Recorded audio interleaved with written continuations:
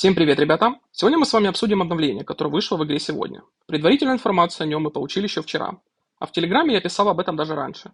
Так что напоминаю, что тем, кто еще не подписан на мой Телеграм-канал, самое время это сделать.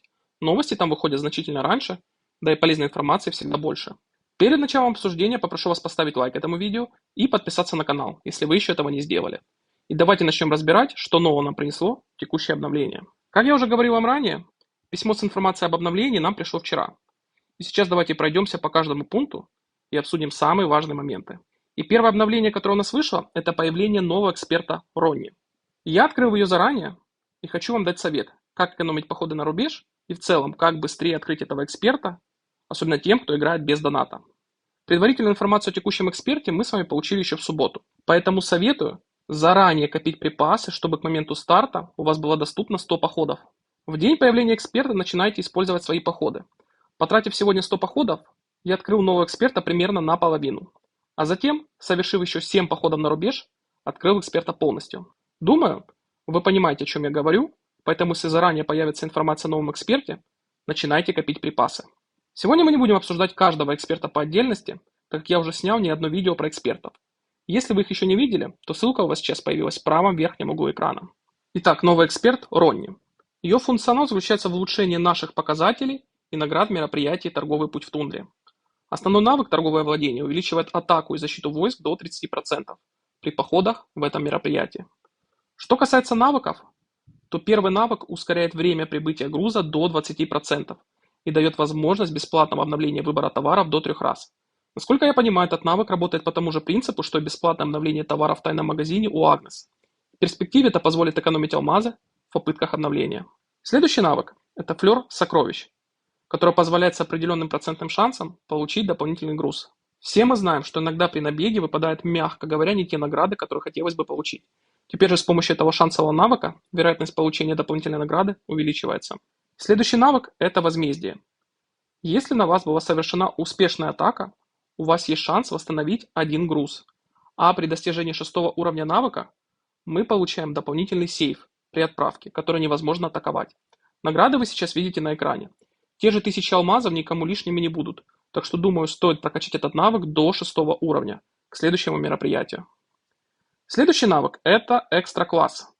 Как я понимаю, после определенного количества пройденных этапов у нас есть шанс получить легендарный грузовик, а после улучшения навыка до 10 уровня появляется возможность получать дополнительно один поход в день.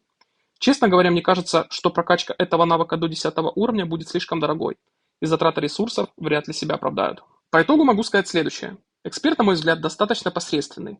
Да, мы получаем небольшие бонусы и дополнительные награды, но все будет упираться в количество печатей, необходимых для ее улучшения. До 6 уровня хотелось бы прокачать первый и третий навыки, и на этом остановиться.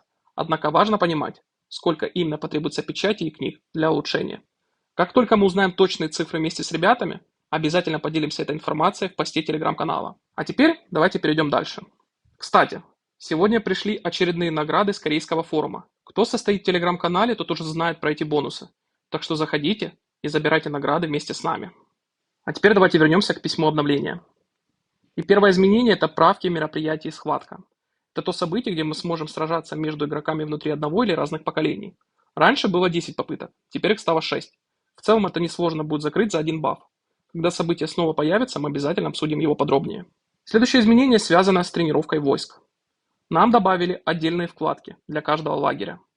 На самом деле это очень удобно. Раньше приходилось долго переключаться, а теперь все делается в одно нажатие. Давно было пора это добавить. Думаю, многие со мной согласятся. Помимо этого нам добавили подарки за пополнение. Теперь за донат $200 мы получаем дополнительные награды в текущем меню. Раньше был лимит $100, за который мы получали дополнительные награды и скин на марш. А теперь за донат $200 нам дают шестеренки, тайные жетоны и, конечно же, рамку, куда без нее. Очередные 2% к защите войск. Следующее изменение связано со статусами министров. Более детально мы с вами сможем ознакомиться с этим, когда следующий президент вступит в должность. Пока что визуально мы видим снизу предварительное время старта одного из министров, которого выбираем. И следующее обновление, связанное с островом Рассвета. Добавили новый забор, цветочная балюстрада, а также добавили дополнительные награды. Те, кто подписан на мой телеграм-канал, уже знают про них. Я писал об этом приблизительно месяц назад, и вот теперь оно стало доступно в игре. У меня рейтинг почти 180 тысяч, и будет очередная рамка в коллекцию. А вот 250 тысяч процветания у меня будет еще не скоро, так как я на остров не доначу. Но в любом случае, дополнительные награды никогда не бывают лишними. Так что забираем и ждем новых опций на острове. Благо лайки, как и раньше, ни на что не влияют, а то замучили бы просьбами их поставить. Следующий пункт связан с системой президентства. Улучшена анимация. Думаю, не стоит заострять на этом внимание. Помимо этого произошли изменения в чатах. Теперь письма, которые вы поделились, можно отзывать. Помимо этого добавлена функция поиска друзей. И что особенно важно, теперь, как и в обычных мессенджерах, можно отвечать на конкретные сообщения. Также произошли изменения в уведомлениях Альянса. В первую очередь, этот функционал будет полезен для руководителей. И следующий раздел – это почта. Упростили просмотр мероприятий. Помимо этого, дополнительные награды от навыка Фабиана теперь включены в письма с наградами за битву за Литейную и Лигу бойцов Тундры. Также в мероприятии «Безумный Джо» теперь указано общее количество ваших личных очков и очков эксперта. И еще одно важное изменение. Теперь можно просматривать профили игроков в военных письмах, нажимая на их аватары. И следующее изменение, связанное со снегоуборщиками. Теперь мы можем открыть набеги для всех областей навсегда, достигнув 24 уровня области. Также снижена стоимость топлива для 24 областей и выше. В целом были внесены точечные изменения в мероприятие. Я закрыл снегоуборщиков полностью и получил скин на город. А сейчас просто закрываю минимальные требования без использования дополнительных ресурсов, так как с вероятностью 99% появятся новые области. Тогда я уже буду тратить накопленные ракеты и топливо. Далее у нас произошли изменения по карте мира. Во время событий «Месть Джинны» и «Миссия героя», как я понимаю, теперь можно одновременно отправлять несколько рейдов на криптидов или потрошителей. Визуально это посмотрим уже в среду. Помимо этого были внесены точечные изменения в систему присоединения к рейдам, на поляров и других боссов. Следующее изменение связано с рейтингом Альянса. Заострять на этом внимание мы с вами не будем. Следующее изменение связано с VIP-статусом. Видимо, теперь можно увидеть, сколько дней мы играем в игру. Лично я не пропускал ни одного дня. У кого есть пропуски, напишите в комментариях, какие изменения у вас отображаются в этом разделе. Следующее изменение связано с альбомом Тундры. Улучшили процесс переработки. Было бы лучше, если бы добавили возможность получать дополнительные фрагменты.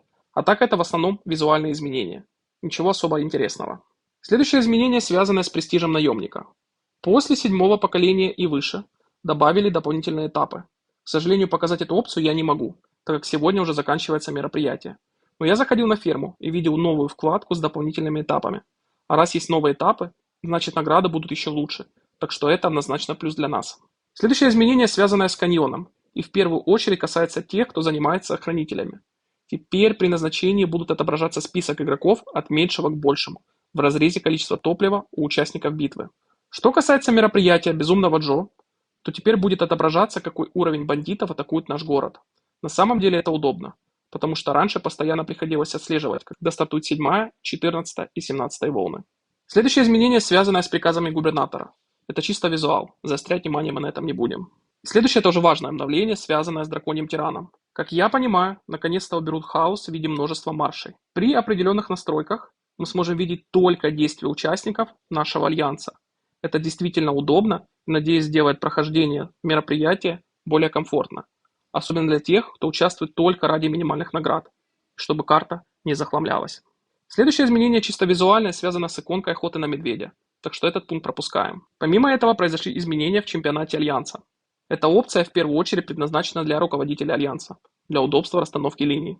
22-й пункт также для руководителей Альянса. Теперь они будут получать уведомления о различных изменениях. 23-й раздел позволяет нам поиграть в пожарных. Мы сможем помогать тушить города наших союзников. Нужно будет протестировать и понять, дают ли за это какие-то определенные бонусы. Следующее изменение связано с мероприятием «Хижина предсказаний Мии». Ранее при покупке пакета в этом событии не давались VIP-очки, а теперь эта опция будет доступна. Банки с опытом уберут, а вместо них добавят VIP-очки.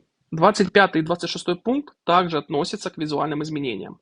Добавлены дополнительные иконки статуса в профиле губернатора и изменен внешний вид технологии Альянса. Думаю, это сделано в первую очередь для удобства на старте игры, так как на моем этапе все исследования Альянса уже давно выполнены. И предпоследний пункт – это сила войск. Теперь она будет более точно рассчитываться в событиях битва в каньоне, драконий тиран, битва за Литейную и Лига бойцов Тундра. И последний 28 пункт – это очки переноса. Теперь будет более подробно отображаться информация о том, почему перенос конкретного игрока стоит определенное количество трансферных билетов. Раньше многие спрашивали, почему выходит именно такое количество билетов. Теперь, думаю, это станет понятнее. Кстати, по поводу трансфера.